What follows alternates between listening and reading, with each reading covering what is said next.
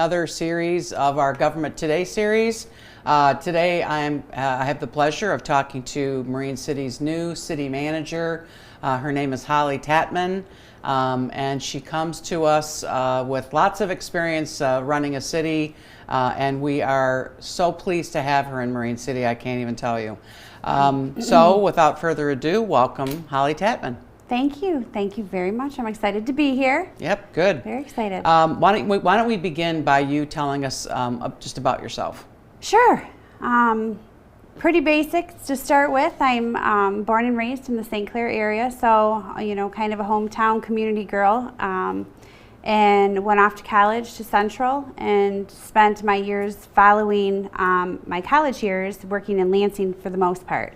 Most of my experience and background is working for state government, whether it was in the Michigan legislature or for government liaison or consulting firms, but regardless, still in the state arena. Loved Lansing, loved my years out there, a lot of fun, met so many wonderful people, honed in my skill set and got to work with some legislators in their local communities, and it kind of gave me the vibe that I knew eventually I wanted to go local enough with the state and kind of go home and have a direct impact on the communities that meant something to me. Right. So I did switch to municipal government just over 3 years ago when the opportunity arose for me to get a job in Lexington. So that's kind of what steered me into the local government with my state government background. So your degree is in political science? Political science undergrad and a master's in political administration, or public administration. Public administration. Excuse me. Yes. Yeah. So that kind of covers it all? That was the goal. Yeah. That was the goal. I wanted to cover my basis and see what I liked, and both the degrees had a concentration on state and local government. Less interest in the federal stuff, more interest at home.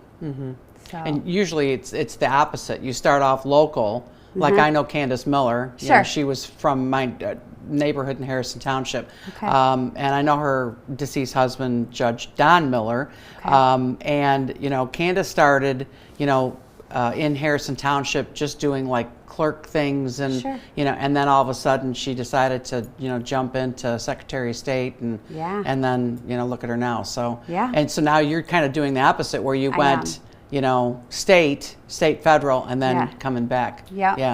Which I think is kind of cool too. Yeah, I like this route. It's a little bit more family friendly at this point in my life. Less traveling, less time on the road. So I like it. Yeah, good. So tell us about your last position. So the very first time you were an actual city manager was in Lexington, Correct. Right? Yes. And Lexington has some uniqueness because there's a president. Yep. And tell us about it, because it confuses me. Yes. So it is a council of 7, but it is a president instead of a mayor, technically. And the rest of it is rather similar, but she is a president instead of a mayor, which was I had to get a little used to that. So now I got to switch and get used to you being a mayor again. So you can call me president. Whichever's more comfortable. But yeah, really great community that I learned so much there. They had, part of the uniqueness to them is because they are a village, but they offer all of the services of a city. So, talk about really a baptism by fire kind of first experience as a city manager, because I had to oversee fire, police, sewer, water, a DPW staff, the administration staff. I had the whole gamut of everything, but at a village level and a village budget. So it's a town of a little over 1,100 for the majority of the year, but it's nothing to be 5 times that on a weekend in the summer. Right. So it's there was very, very true a destination. Yes. Yeah, very true. Yeah. Yes. So there's half of your year is very different from the other half of the year, but your services remain the same. Your budget remains the same throughout. So honestly, a really unique experience for a first timer, because you may not ever see that again. And coming to Marine City, we privatize our water and sewer. That's not something I have to directly oversee the day-to-day of. I have to understand what's going on, but not necessarily the day-to-day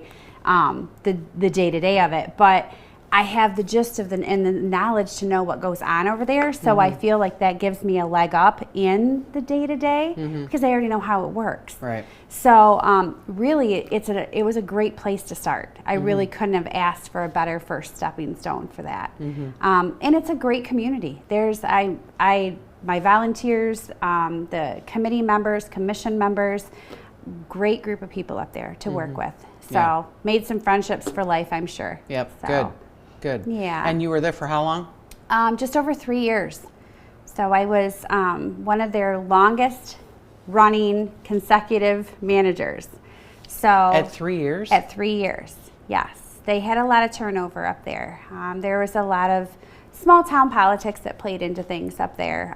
But yes, they had one other manager to my knowledge that was there longer than me, but he had to come back a second time to do it. So yes, they have a lot of uniqueness there, but it's a great community, and I do wish them the best up there. So. Good. And then what issues arose in Lexington? Unfortunately, some of those, issues have come down to Marine City. Yes. Yeah. So what issues arose that you'd like to clarify? Sure. So social media is a powerful tool, and unfortunately it can be used for bad instead of good. And I think definitely that can stir the pot. Yes. Yeah. So I think it was about, I want to say, a year to a year and a half of the 3-year run up there. We had a little group of folks who decided that they were going to create a Facebook page called Simply Lexington, and which says, if I recall, because I looked at it once, and it said shopping and retail, I think, and there was no shopping and retail at all about that page.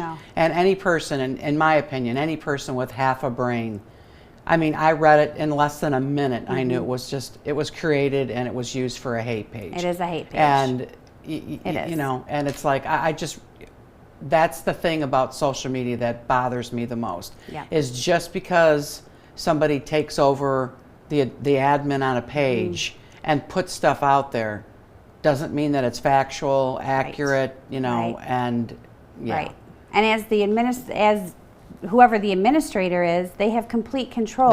They drive the narrative. Right. So this was a hate page that was created against myself, the village, the council members, truly anybody who made a decision that was the opposite of what these folks believed in. They didn't allow for truth and fact. When it was put up there, it was deleted. A person was then blocked from the site. Oh, you mean when somebody tried to rebut with fact and truth? Yes. There was times that people tried to post meeting minutes. Actual meeting minutes from the meetings to prove how a vote went or what was said. They'd be deleted and you'd be blocked.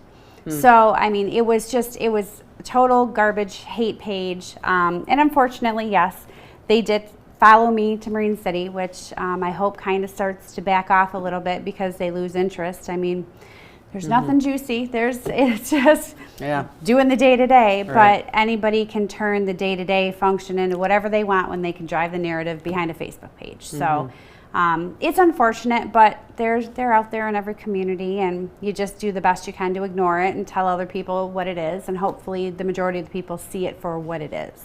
Yeah, and the feedback that I've received, that's the feedback that I have received, is that, like I said, anybody with half a brain will know that it was created, it had nothing to do with shopping and retail. Right. Right. And they love to use the most unflattering pictures ever. Of course. A Zoom meeting with your mouth open, or, a bad angle or something like that, and make you look like a monster. I do believe I was dressed up in a Halloween costume at one point on there too. Oh, it was the Grinch. That's what it was. My face was on the Grinch. Oh. So, yeah. Oh, so you were photoshopped. It's classy. Yeah. I was photoshopped on. Yeah. Yeah, that's interesting. And, and I don't know if people realize that you can Photoshop and you can edit, and you talk about driving the narrative. You really can put such a spin on something that you're looking at something going, I question almost everything now. And what really drove it, and I'm going to talk about a show that I watched. There's a show on Netflix, and it's called Clickbait. Okay. I thought it was ClickList. I kept telling all my friends, "Oh my God, you have to watch ClickList," and they would be like Kroger, and I'm like, "No, I'm getting the title wrong." Anyway, it's called Clickbait, and it's a new Netflix series, and it is all about, this one guy that you think is an upstanding citizen, great dad, and all of a sudden all these things start to happen, and it's all social media driven. Oh. And his pictures were superimposed, and then his wife starts to question him, and it goes on and on and on. And the guy you think that he's guilty of all this stuff, and he was 100% innocent. But somebody focused in on him. And I think it's called catfishing. I don't know the correct term. I've heard that term too. I'm not real techie with that stuff, but yes, I've heard that term as well. Yeah, and it really opened my eyes to, because throughout the series, and it's just one show, or one series. Yeah, it's like 7 episodes. You really do question a bunch of things. And then in the end, the truth comes out, and you're like, oh my goodness gracious. And it was all one person sitting on a computer doing it all. It's dangerous. It's dangerous. It is. Yeah. And that's why I personally am I'm completely off social media. Yeah. I wish I was. I very limited.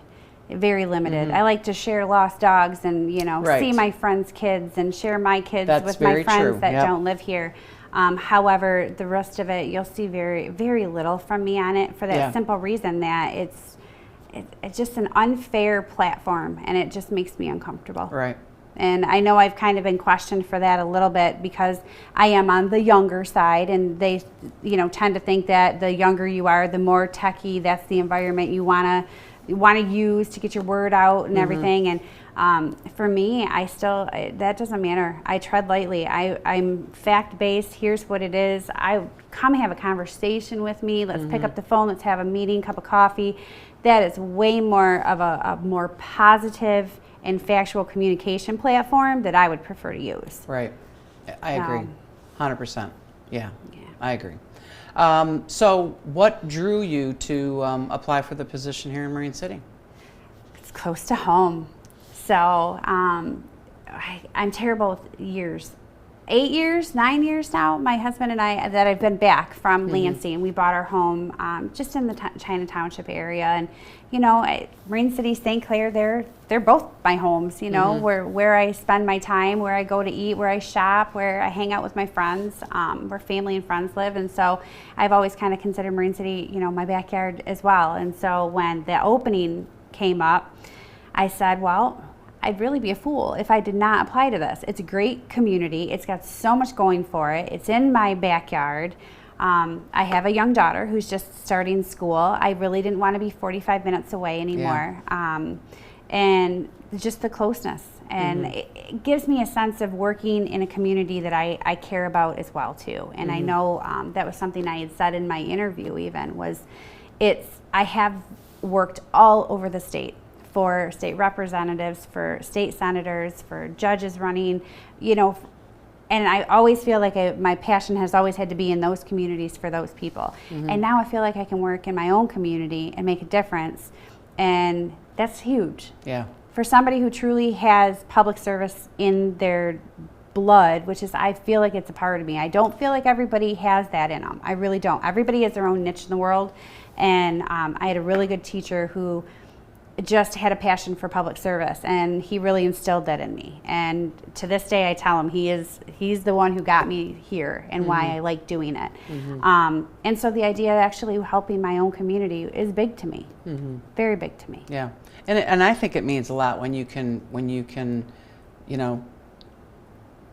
help your community, and also you're there to see the changes and say, wow, I was a part of this, and take your kids around and go, or in my case, my grandkids, and say, look what we're doing here. The differences you can make. Yeah, so, for sure. Yeah, and I think that we're seeing such positive changes in Marine City. I'm looking forward to getting some new blood in our city, and just watching our community grow. And just get better all the time. I think that's a big thing. Yeah. I know it's only been a few weeks, but what have you accomplished? There's a lot going on in a very short time. There is a lot going on. I guess the first place to start is the communication piece of it. I'm big into communication. I'm not yes, I'll text message if I got a quick something to say here or there, but I'm a big, let's sit down and meet. Let's get to know each other. Let's break down the communication walls. So in the first couple of weeks, my biggest goals were, and I feel like I'm ticking away at those pretty good, is to set up meetings and meet one-on-one with all of the commissioners. Each of the committee heads, or committee chairs, department heads, the staff members, movers and shakers in the community, both business owners and just residents, and get a feel for what they see, what they want, what they need, what they like, what they don't like. Have them meet me and introduce myself and give everybody a chance to get to know me for me. Right. Not what they're reading on social media, not what baseless information has been thrown out in some meetings, that people are getting through rumor mill. And I'm a very open person, and I want everybody to know that they have access to me. I am paid by the taxpayers of Marine City. This is my job, is to serve them, and so I want them all know that I'm accessible to them. Yeah. And I want my staff to understand that we're a team. I don't want, I want the walls down. Come to me if you need something. We'll work hand in hand. If something's not working, let's figure out how to make it better together. And so that's been one of the big things for me in the last few weeks. And it's honestly been really fun to get to know so many people and find out really what a small world it is and who knows who and how I might be related or something. It's 6 degrees of separation. Oh, yes, you know it. So we've been doing a lot of that. And then just formalities, getting your names on everything, making sure you got passwords to everything. That's, fun in itself. But, and then I've actually had a few meetings, met with Fire Authority and CED Board and the Planning Commission. And so I've got a few tasks that have come out of some of those meetings with some fun things that we're going to start working on. For instance, there's an initiative by the Planning Commission to take care of vacant storefronts around the city, and how can we handle this better. So I threw out some ideas. I'm working on some things, some options to bring back to them. And so honestly, I've really hit the ground running. Anything that was outstanding, we're trying to get my arms wrapped around so that the fire doesn't go out, we don't drop any balls. We have another DNR Trust Fund meeting coming up where, the pitch will be made, hopefully to secure the funds for the marina. Right. There is some RRC initiatives that I know are hanging out there. So I've already reached out to MEDC to start getting the ball rolling on that stuff again. What is that? The redevelopment ready communities. Okay. And that's excellent when you're trying to reach out to especially developers to come in and purchase your property and either put something on, a piece of property where there's nothing existing or redevelop something that's already there. Once you have established that title with MEDC, you have a much better opportunity to be paired up with these folks around the state or internet, wherever they're coming from, but also get grant money to help with that transition. And so it's a lot of work, but and you need a lot of volunteers within your community to establish it, but it's a great program, I think, for your community. So there is a lot going on. There is a lot going on. Yes. So good.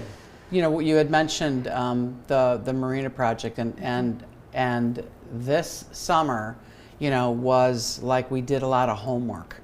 Sure. We have people that are, finally realizing what next summer is going to be on the Bell River, and I personally have spoken to a lot of people because I live right there, and like everybody is excited about the changes coming in. And I mean, it's not major, but I mean, if you're a boater, we're going to have hopefully 2 gas docks.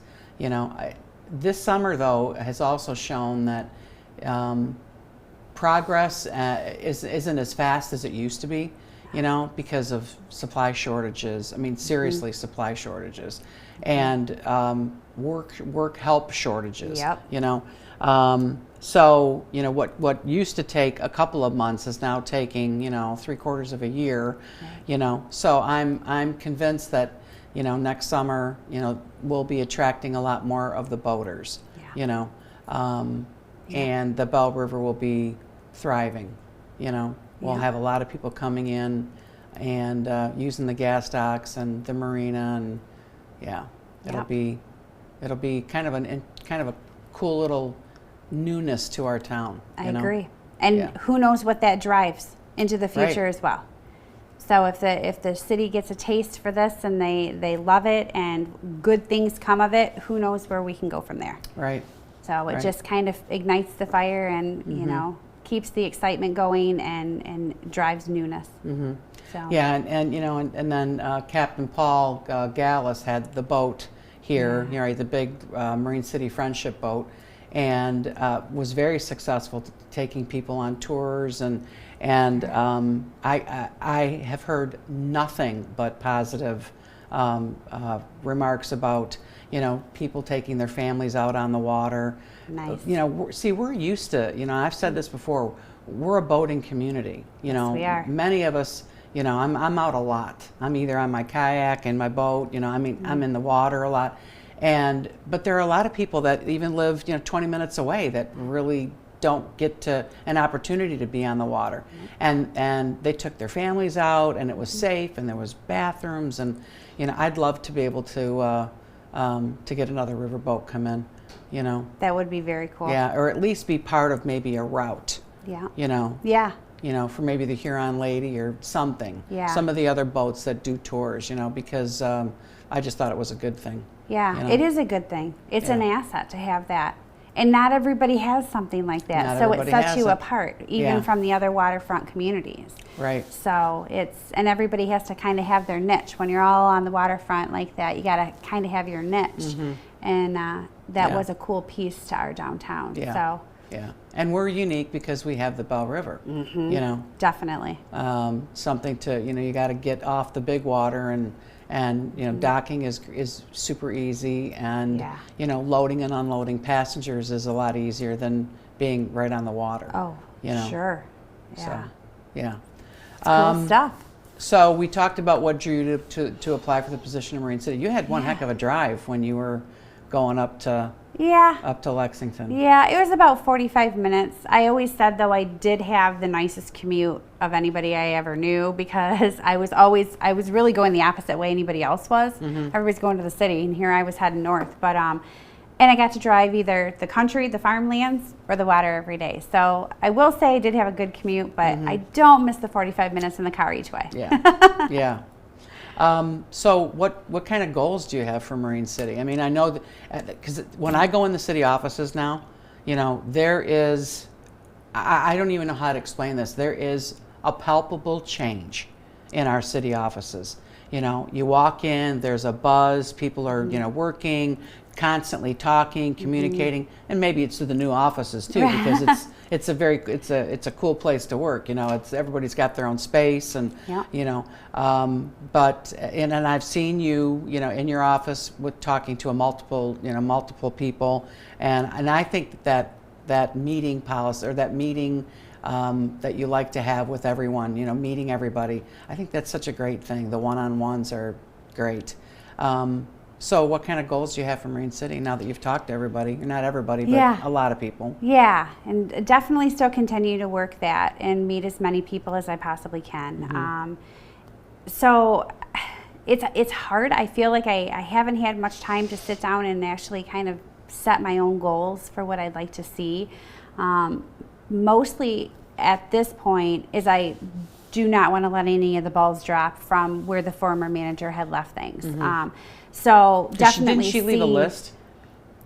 She left Mike a list. Yes. Right, the interim city manager. Yeah. So she just didn't leave. No. She literally said, "Okay, look," because she still cared about this community. Oh, and she still does. Yes. I mean, and I actually had a conversation with her not very long ago and said, "Thank you so much for being so organized." Yeah. Because I mean, her records and everything's online, and I can get to everything on the server. And oh, she did a fantastic job with that, and I credit her big time for it. So the last thing I want to do is drop the ball on anything that she had started. So right now I'm just trying to get my hands wrapped around all of that and see those through. And then I really want to just start gauging, what do we need? You know, what do we need around here? What hasn't been done yet? What have we just not had the fire in our belly to do yet? Somebody to come in and come up with something new and different. So I don't have a lot of new goals set for myself. I just want to make sure that everybody knows how to get to me, bring their ideas and suggestions, and as a community, let's figure out what we need and go forward. Because I really am all about, we're a team. I'm a resource. I am, you know, I like to drive things. Once I get something that I'm working on, I don't like to procrastinate. So let's hit it home once we have that kind of list of the things that we need to keep moving. So I think once I get out of my first month here, I'll have a better idea of our needs and wants going forward. I mean, I haven't even had much time to dig into our budget yet, so, and we're rolling into audit time, so that's going to be a little time consuming, but I'm sure before long I'm going to have a list as long as my arm of the things I want to get moving on. So yeah, good. Yeah. That's good.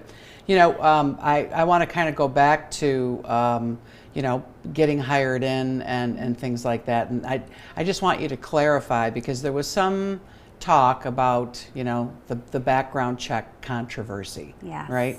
Yes. And something was said at one of our city commission meetings that wasn't factual. Right. So I want to Right. clarify that on public TV. Sure.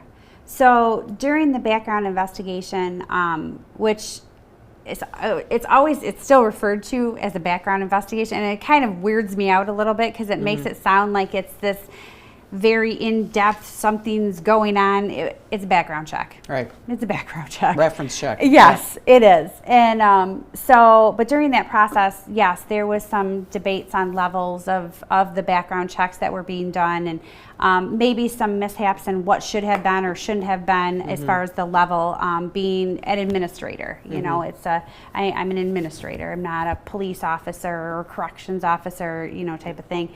But yes, there was a reference made in one of the meetings that I had refused the level 2 background check. And that in fact is not true. I never refused any portion of the background check. The only thing that I really did kind of ask about was whether or not my medical records were relevant to a background check and my job, my ability to do my job. But no, I never refused any portion of that background check. And so I did feel like at the very beginning, in the first few days, even before I started, I was already kind of labeled a little bit as, oh, there's something there. She's refusing a background check. Haven't put my finger on it yet, but there's something there. Yeah, there's something wrong with this woman coming in. She's refusing a background check, and I by no means did. Right. And, you know, I said from day one, I'm an open book. I really am. I don't even have a parking ticket. I can't even tell you the last time I had a speeding ticket. I mean, I have nothing to hide. I'm just me. My background is what it is. I'll share it with anybody, but I did not refuse anything. Yeah, good. I wanted to clarify that, because that struck me too. And that was an unfair statement. It was. It really was. Totally unfair, because, you know, once I always was under the assumption, and I'll be the first to admit, I'm new to city government. You know, I was new to the commission. Now, you know, I jumped into the mayor's spot, you know, but I will tell you that one of the things that I am adamant about is when you hold a position, an elected position in a city, whether you want to believe it or not, you better tell the truth. You cannot spin something and put that element of doubt out there, because that's not fair.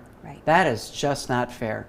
Because then our citizens go, well, you know, that commissioner said that, you know, or that was insinuated, and, you know, and they're now doubting our process.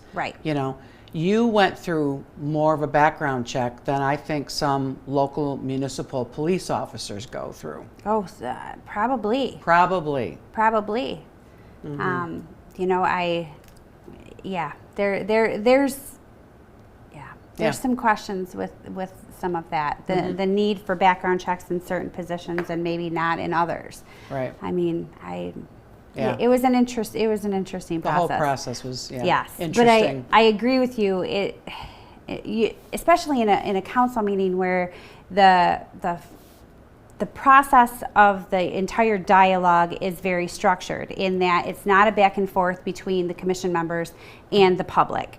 So there's very little opportunity except during public comment at the beginning or the end to rebuttal anything. Right. So if an insinuation is made, then there's no chance for somebody to state a fact to contradict it. And so that platform is not there for the person to defend themselves. And I felt a little taken aback by the process at the beginning because I really felt like I was kind of thrown out to the wolves a little bit, and I've never been given a platform to defend my position. Right. And so I appreciate you asking about it because I do want to clarify. I don't want anybody to think I'm coming in and there's something wrong with what happened here or who I am or that I'm hiding anything. Yeah. So. And honestly, with my background, everything that I have seen on you, so to speak, has been perfectly fine. I said it from the very beginning. I'm boring. I've said it from the I don't think I used the word boring, but you passed your background check with flying colors. And you know what? I don't want to talk about it anymore. I'm good with that. I don't want to talk about it anymore. You're here. You're here to stay. That's so right. That's it. I am. Yeah. I'm getting my seat nice and you're getting your worked feet wet, in there. right? I'm all set. I'm all set. Getting the butt imprint. I'm ready to stay. Good. And I think that we need that more. We need to, to step up and stand up and say, you know what, that's not accurate. That was not right. Right. I know I'm going to more. Right. You got to stand up for what you believe in. So how will you get involved in Marine City and get to know our residents and let our residents get to know you? Yeah. Well, definitely continuing to get out there and meet and greet with everybody as much as I possibly can. But just getting involved more in the events that take place, whether it's volunteering or attending. For instance, I went to the Rotary meeting this week, was excited to learn about some of the upcoming things that are happening. I'm not going to deny I'm a little bummed. I'm missing the Pumpkin Palooza this weekend because it's my last camping trip of the season. But I did find out by attending the meeting they are doing haunted houses every weekend in October. So my daughter and I will be there at those and meeting everybody. The haunted houses where? I'm plugging. Yes, at 300 Broadway in the 300 teen zone. Broadway in the River Rec Teen Zone. First floor, plenty of parking. Yeah, haunted houses every weekend, right? I believe it's every weekend, Friday and Saturday. For the month of October. Yes. Yeah. An admission or is it a donation? There is an admission, but I'm not sure what it was. They weren't positive at the meeting. They couldn't remember. Yeah. So there is a small fee to get in, but it goes back to support the Rotary so they can continue with events for the community, I'm sure. So. But I even got to hear about some of the things that they have planned for the Christmas time, and so we'll be there. I told them they're going to get tired of seeing me and my daughter running the streets doing all these events and stuff, and I'm looking forward to volunteering at some of them. Right. I've learned a little bit about how the city hasn't always been hand in hand with some of the clubs that are putting on the events. There may have been some disconnect in the past with some of it. So if there's a chance that I can help bridge that gap a little bit and get the city involved a little bit more, maybe we participate in making, some decorated straw bales. There's, just things to show that we have a vested interest in the community. We don't just work there. And bridge that gap a little bit. I would very much like to do that. So.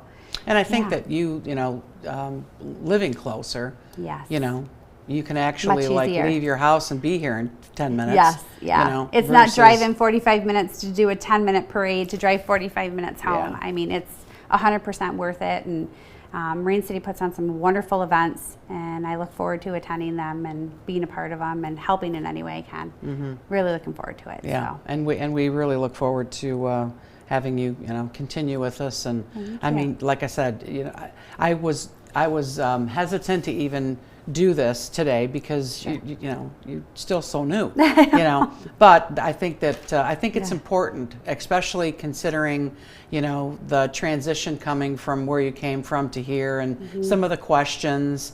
You know, I thought it was really important for you to get in front of a camera and let people see who you are, get to know you, and get to know, you know, the real you. Yes, right? exactly. The real you. The real me. Yeah.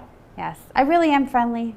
I'm kind of a social butterfly. I like to talk to people, get to know them. Yeah. So, and you that's what I want. transitioned in very well. I mean, like, Thank you. literally everybody that that I talk to has been, you know, very positive and said that they have like no issues like talking to you and addressing things with you, because it can't all be, you know, fun and games. Oh no. I mean, we have to get down to work. Absolutely. And we all will not agree on all of the issues, but as long as we have an open dialogue, we know we can communicate and we'll work through it. Yep. I mean, yep. I that's agree. government. So, anything else? Thank you. This was good. This was fun. fun. I think this is going to be one of my shortest segments, but we'll meet again. Oh, and I'm sure it'll okay. be a longer segment. All right. We'll have more to talk to when I've had more than a month under my belt. Yeah, right. That's very true. All right. Well, thank you for watching. My name is Mayor Vercammen, and I'm the Mayor of Marine City, and this was part of our Local Government Today series.